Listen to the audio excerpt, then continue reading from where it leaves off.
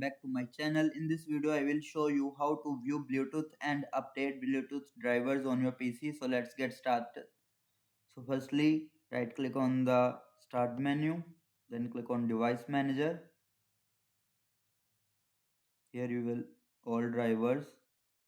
Here you will see Bluetooth, then your PC support Bluetooth.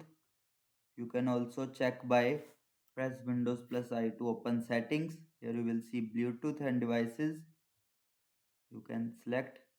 If there you show Bluetooth is turn off or on, that way your device supports Bluetooth. And now how to update drivers. Right click on it to expand the Bluetooth driver. Here we will now select. Now right click on there, select update driver, search automatically for drivers. Here you will see my driver is updated.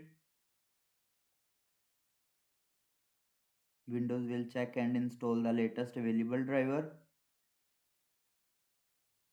And that's how you can easily view and update Bluetooth on your PC. If this video helped you, please like, share and subscribe for more Windows tutorials. Thanks for watching.